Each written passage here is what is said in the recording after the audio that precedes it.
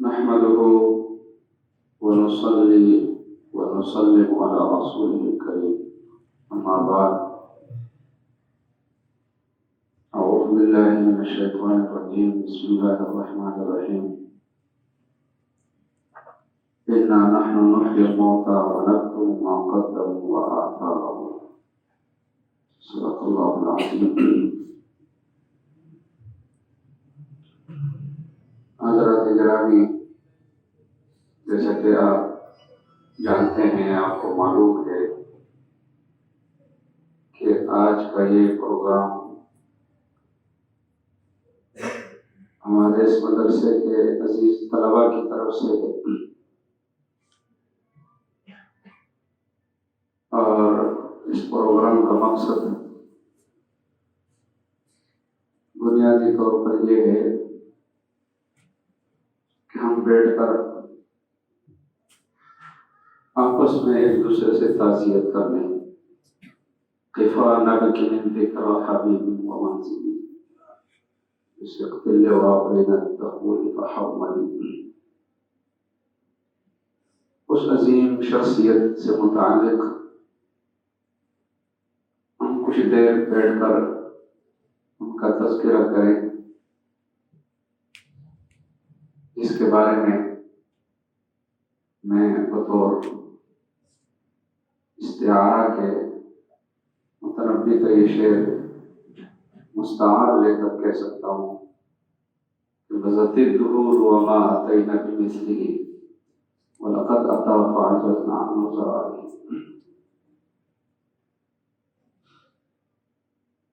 سچی بات تو یہ ہے کہ ڈاکٹر صاحب میرے استاذ تھے، مفتی صاحب کے استاذ تھے، بہت شفیق اور مہربان تھے، قدردان تھے، ایک عظیم انسان تھے. غالباً علامہ شامی رحمہ اللہ نے، حوالہ تھوڑا سا بول رہا ہوں، کوئی جانتا ہو تو تصحیح کر لے. امام غزالی رحمہ اللہ کے بارے میں لکھا ہے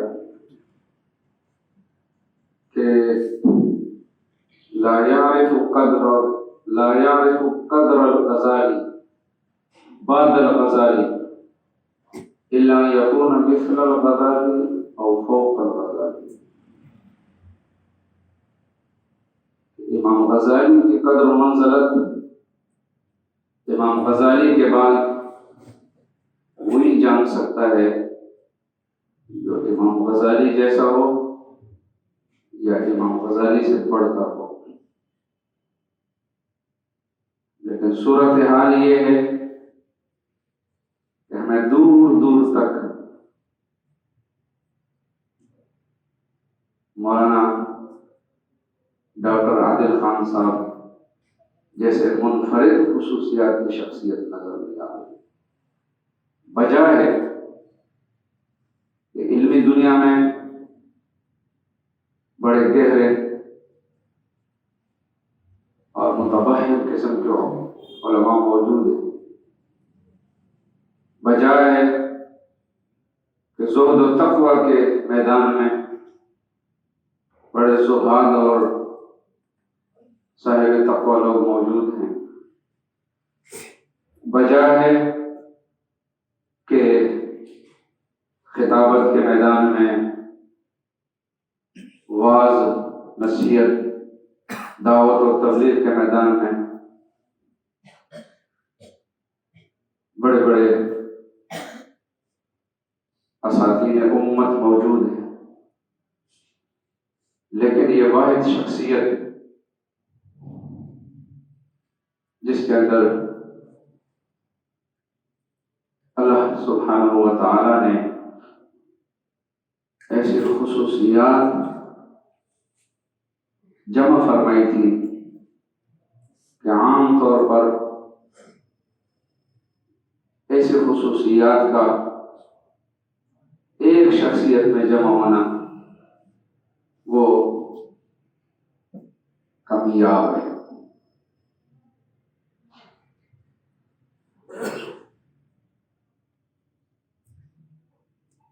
10 اور 11 اکتوبر کی درمیانی شب کراچی کی سرزمین پر شاہ فیصل کالونی کی ایک مصروف ترین شاہراہ پر ایک ہجوم اور رش کے ماحول میں سب کی نظروں کے سامنے ڈاکٹر صاحب کا جسم گولیوں سے چھلنی کیا گیا۔ ان کے ساتھ ان کا ڈرائیور محمد مقصود بھی موجود تھے۔ وہ تو اسی وقت محمد مقصود میں جب کراچی گیا تو مجھے ارشد نے وہ تصویر دکھائی جو اس ڈرائیور کے جیب سے جو چیزیں نکلی ہیں، خون میں لت پت اور رنگین ایک تسبیح تھی، ایک مسواک تھی، ایک خوشبو کی شیشی تھی، ایک موبائل تھا 2 اور 250 روپے تھے۔ بڑا وفادار اور بڑے جاننثار ساتھی تھا جس پر ڈاکٹر صاحب کو بہت زیادہ اعتماد تھا۔ ان کا نام عام طور پر لوگ نہیں لیتے، لیکن بہرحال ہماری آج کی دعاؤں میں ڈاکٹر صاحب کا وہ ڈرائیور وہ بھی شامل ہوگا کہ اللہ تبارک و تعالیٰ اس کے درجات کو بلند فرمائے۔ اور جس طرح دنیا میں وہ ڈاکٹر صاحب کا رفیق رہا ہے اور معتمد اور معتبر رفیق رہا ہے، اللہ جنت میں بھی اس کو ڈاکٹر صاحب کا ساتھی اور رفیق بنائے۔ تو ڈاکٹر صاحب، جس طرح میں نے اپنے ایک تعزیتی مضمون میں بھی لکھا ہے، اخبار میں چھپ گیا ہے، اسلام آباد میں، کہ ڈاکٹر صاحب یہ کسی جنگل کے باشندہ اور باسی نہیں تھے کہ جنگل میں پھر رہے تھے اور ایک درندہ آیا اور انہوں نے چیرا پھاڑا اور چلا گیا۔ وہ ایک آبادی اور ایک مصروف ترین علاقے میں شہید کیے گئے۔ اگر وہ آبادی ریاست کا حصہ ہے تو پھر ریاستی اداروں کو حرکت میں آنا چاہیے۔ اور جیسا کہ میں نے اس میں لکھا ہے کہ اگر ڈاکٹر عادل شہید رحمۃ اللہ علیہ کے قاتلوں کو اور ان قاتلوں کے سہولت کاروں کو اور پھر ان سہولت کاروں کے ہدایت کاروں اور فنکاروں کو اگر پکڑ کر لٹکایا گیا اور ان کو قرار واقعی سزا دے دی گئی تو پھر ہم یہ سمجھیں گے کہ ڈاکٹر صاحب شہید ہوئے، عادل شہید ہوا ہے۔ اور اگر ایسا نہیں جیسا کہ بظاہر لگ رہا ہے تو پھر ہم یہ کہنے پر مجبور ہوں گے کہ یہاں عادل نہیں عدل قتل ہوا ہے۔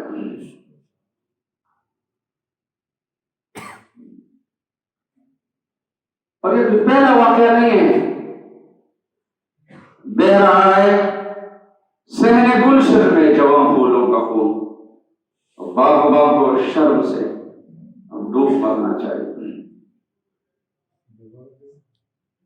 بہ رہا ہے صحن گلشن میں جواں پھولوں کا خون،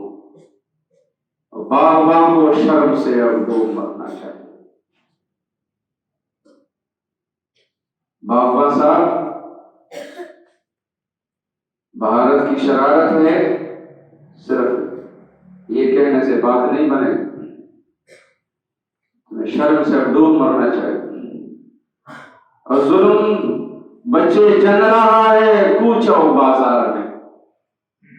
ظلم بچے جن رہا ہے کوچہ و بازار میں، عدل کو بھی تو صاحب اولاد ہونا چاہیے۔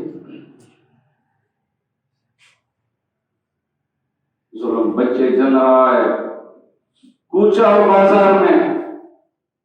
عدل کو بھی تو صاحب اولاد ہونا چاہیے۔ تو ابھی ایک حادثے سے ملنے والے زخم سے نکلتا ہوا خون ابھی خشک نہیں ہوتا ہے کہ اگلا حادثہ اس سے بڑا رونما ہو جاتا ہے۔ ابھی ہم ڈاکٹر صاحب کی فراق اور ان کی جدائی سے ابھی ہماری آنکھیں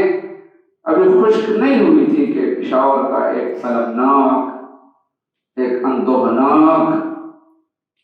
اور دلوں کی دنیا کو ہلا دینے والا واقعہ وہ ہو گیا نہیں، میں یہ لفظ واپس لیتا ہوں،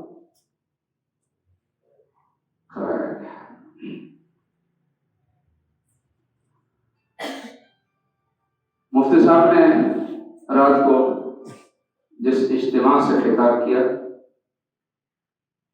اس میں بار بار مفتی صاحب نے اس کا تذکرہ کیا کہ ہمارا گناہ بتایا جائے، بِأَيِّ ذَنبٍ قُتِلَتْ،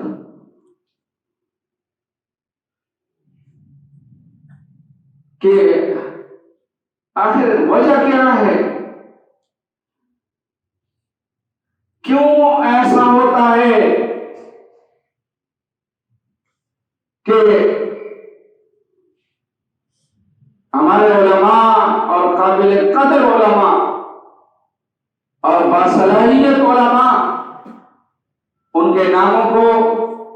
سفید دائرے میں لے لیا جاتا ہے، پھر ان کا تعاقب جاری ہوتا ہے اور پھر بالآخر وہی ہو جاتا ہے جو آج جس کی وجہ سے پورا عالم اسلام رنجیدہ اور آبدیدہ ہے۔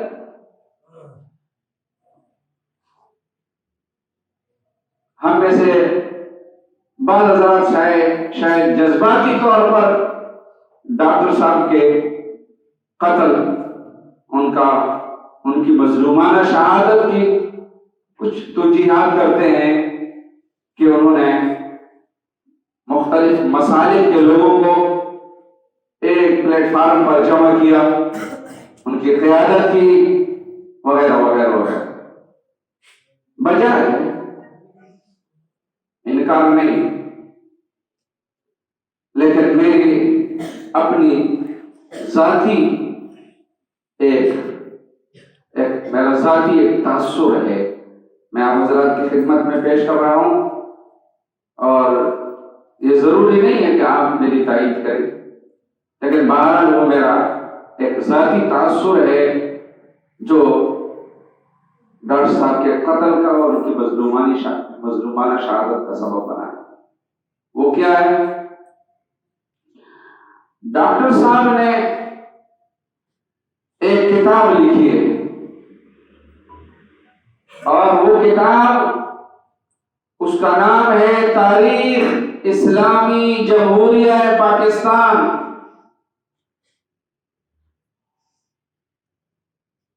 جس کی تصنیف اور جس کی ترتیب مخفی رکھی گئی تھی،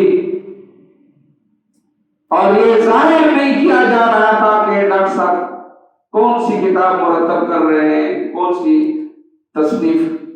وہ پائے تکمیل تک پہنچا رہے ہیں۔ یہ سنا جاتا تھا کہ ڈاکٹر صاحب کچھ لکھ رہے ہیں، اور جن 2 یا 3 ساتھیوں کو اس خدمت پر معمور کیا گیا تھا، ان پر بھی یہ پابندی اور قطعاً تھی کہ وہ اس بات کو ظاہر نہ کریں کہ ڈاکٹر صاحب کیا لکھ رہے ہیں۔ ان کی مظلومانہ شہادت سے 2 ہفتے پہلے وہ کتاب منظر پر آئی، اور بس 2 ہفتے کے بعد ہی ڈاکٹر صاحب لیلائے شہادت سے ہم آغوش ہم کنار ہوئے۔ اس کتاب کا اگر مطالعہ کیا جائے، اور میں دعوت دیتا ہوں ضرور دیکھا جائے، تاریخ اسلامی جمہوریہ پاکستان، جس میں ڈاکٹر صاحب نے بات شروع کی ہے حضرت محمد بن قاسم رحمۃ اللہ علیہ کی آمد سے، اور اس کو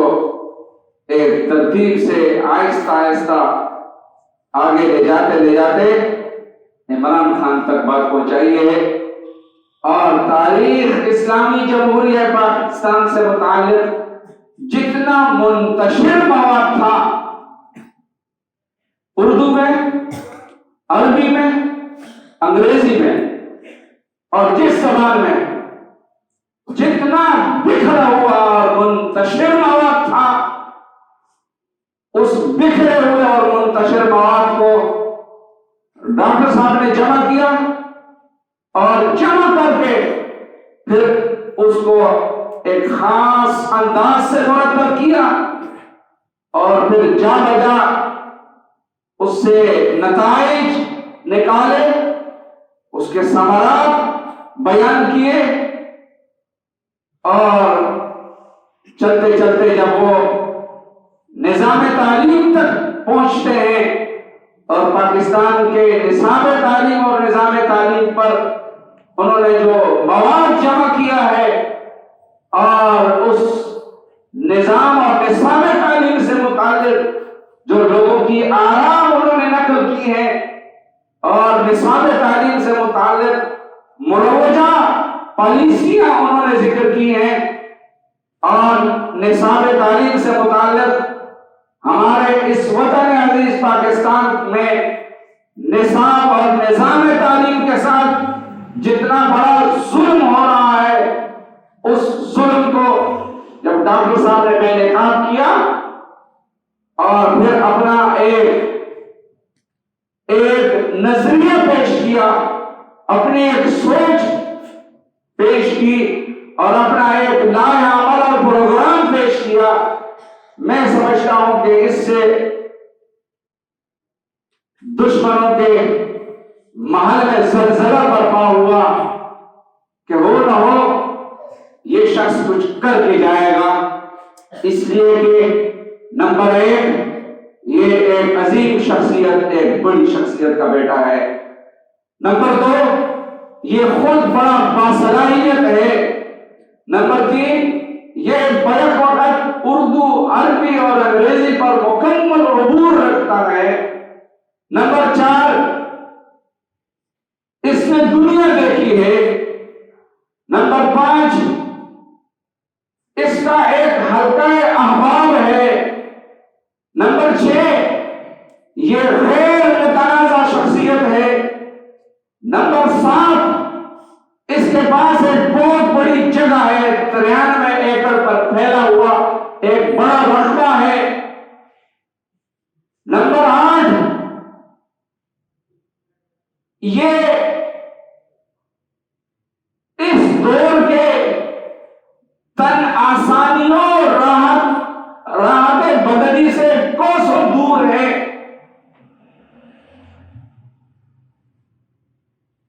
مکروہات سے اجتناب کرنے والا ہے، گناہوں کی بات تو چھوڑ دیجئے، مکروہات سے اجتناب کرنے والا ہے، مستحبات کی پابندی کرنے والا ہے، یہ ساری خوبیاں یہ جو مجھے معلوم ہے اور وہ جو میرے دشمن کو معلوم ہے، ان تمام خوبیوں کو سامنے رکھ کر پھر انہوں نے ڈاکٹر صاحب کا نام صرف دائرے میں بند کیا، اور پھر تعاقب جاری رہا، اور پھر 10 اور 11 کی درمیانی شب شاہ فیصل کالونی کے قریب ایک مصروف ترین شاہراہ پر وہ المناک حادثہ رونما ہوا، جس کی وجہ سے آج ہم سب رنجیدہ و آبدیدہ ہے۔ تو میرے محترم دوستو، میں اس حوالے سے بہت زیادہ حساس ہوں۔ ہم گئے، مفتی صاحب تشریف لائے اس رات، پھر اگلے دن صبح ہم 10 بجے یہاں سے روانہ ہوئے، پھر کراچی پہنچے، پھر جامع میں داخل ہونے کے بعد سب سے پہلے ہم ڈاکٹر صاحب کی مرکز پر گئے اور آپ حیران ہوں گے، قبروں پر تو ہم جاتے ہیں لیکن جو کیفیت اس وقت مفتی صاحب پر طاری ہوئی یا جو مجھ پر طاری ہوئی میں بیان نہیں کر سکتا ہوں۔ ابھی پرسوں ارشد نے بتایا فون کر کے، جو وہاں درجہ ثالثہ کا متعلم ہے، طالب علم ہے میرا بیٹا، کہ ڈاکٹر صاحب کے قبر سے خوشبو آ رہی۔ میں نے کہا بیٹا ذرا پھر بتاؤ اور جا کر سون کر پھر مجھے بتاؤ، کیونکہ ہم نے بات کرنی ہوتی ہے کہ ایسا نہ ہو کہ کچی اور غیر مستند قسم کی بات آن کے کہتے نہیں۔ طلباء کا ایک ہجوم ہے اساتذہ کا جو وہاں ڈاکٹر صاحب کے قبر کے ارد گرد جمع ہے اور خوشبو آ رہی۔ میں نے کہا خوشبو کیوں نہ آئے، وہ مٹی میں کوئی کمال نہیں ہے، وہ مٹی میں جو دفن ہوا ہے اس کا کمال ہے۔ گلے خوشبو ہے در ہمار و روزے، رسید دست محبوب بدستم، بدو گفتم کہ مشکی یا عبیری کہ از بوئے دلا ویزے تو مستم، بگفت من گلے نا چیزے بودم ولیکن من ہو ماخا، وگرنا من ہو ماخا، بدو گفتم کہ مشکی یا عبیری کہ از بوئے دلا ویزے تو مستم، بگفت من گلے نا چیزے بودم ولیکن مدت با گل نشستم، و جمال ہم نشید در من اثر کر، وگرنا من ہوا خاکم کے رستم۔ تو میں نے سوچا کہ میں کیا کروں، پھر یہی سوچا کہ چلو تھوڑی دیر کے لیے ہم اپنے طلبہ عزیز ان کو بٹھائیں، مفتی صاحب کو بھی زحمت دیں کہ وہ بھی آئیں اور ہم مل بیٹھ کر آپس میں ڈاکٹر صاحب کی تعزیت کر کے، ڈاکٹر صاحب کی کا ذکر کر کے ایک دوسرے سے تعزیت کریں۔ اور اس حوالے سے میں مفتی صاحب، میں وہ باتیں نہیں کروں گا کہ آگے کیا کرنا چاہیے، وہ مفتی صاحب کے لیے چھوڑتا ہوں کہ بہرحال میرے عزیزوں ڈاکٹر صاحب تو چلے گئے لیکن وہ فکر و نظر کی بلندیوں سے حالات کا ادراک اور حالات کے ادراک کے تدارک کا ایک عظیم مشن چھوڑ کر گئے۔ فکر و نظر کی بلندیوں سے حالات کے ادراک اور ادراک کے بعد حالات کے تدارک کا ایک عظیم مشن ہمارے سپرد کر کے گئے۔ اگر ہم بھی کوشش کریں اور ذرا نکل آئیں اسکرینوں سے باہر نکل آئیں اور ذرا اپنے اسلاف کو ان کو مقتدار پیشوا بنا کر سامنے رکھیں اور پھر اپنی تربیت پر اور اندر جو صلاحیتیں اللہ نے رکھی ہیں ان صلاحیتوں پر اپنی توجہ مرکوز کریں اور ڈاکٹر صاحب جو مشن چھوڑ کر گئے ہیں اس مشن کے لیے اپنے آپ کو تیار کریں۔ پھر تو بات بن گئی، ہم نے قرض ادا کر لیا،